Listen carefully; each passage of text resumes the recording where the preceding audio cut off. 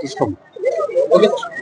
రేపు 21వ తారీఖున ఇంటర్నేషనల్ యోగా డే విశాఖపట్నంలో ప్రపంచంలోనే ఎక్కడా కనివి రీతిలో ఈరోజు ఆంధ్రప్రదేశ్ ప్రభుత్వం చంద్రబాబు నాయుడు గారి ఆధ్వర్యంలో ఈ కూటమి ప్రభుత్వ నేపథ్యంలో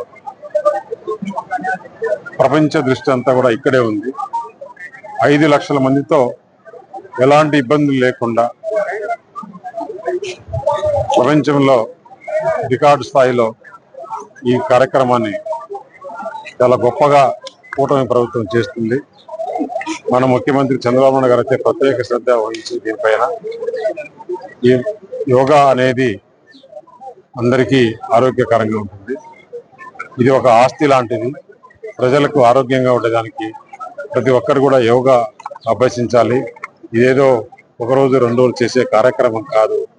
నేను ఒక అవేర్నెస్ తీసుకుని వచ్చే దానికోసం ఇంత బ్రహ్మాండంగా యోగా చేస్తున్నారు. ఆ సభ సక్సెస్ కావాలి అని చెప్పేసి కోరుకుంటూ, నిన్న మనం చూసాం ఏదైతే తెనాలిలో జగన్మోహన్ రెడ్డి ప్రభుత్వంలో లేనప్పుడే ఇన్ని అరాచకాలు చేస్తున్నారంటే వాళ్ళు పెట్టిన హోర్డింగ్స్ ఏంటి? ఏదైనా కానీ ఒక ప్రతిపక్ష నాయకుడు ఒక దగ్గరికి వెళ్తున్నాడంటే ప్రభుత్వం చేసే పనులపైన హోర్డింగ్స్ పెట్టాలి. మీరు బాగా చేయలేదు, మా డిమాండ్స్ ఇవని, తలలు తీసేస్తాం, మిమ్మల్ని లేపేస్తాం ఏమనుకుంటున్నారంటే ఎక్కడికి? చంద్రబాబు నాయుడు గారు మంచితనం పక్కన పెట్టాలి. మీ మంచితనం వలన ఈరోజు ఆంధ్రప్రదేశ్ రాష్ట్రంలో మళ్ళీ రౌడీ మూకలు విజృంభిస్తున్నారు.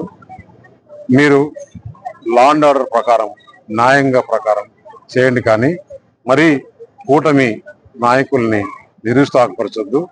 మీ మంచితనం చూసుకునే ఈ రౌడీ మోకలు ఇలాగా జరిగిపోతున్నారు. జగన్మోహన్ రెడ్డి వారిని ప్రోత్సహిస్తున్నాడు.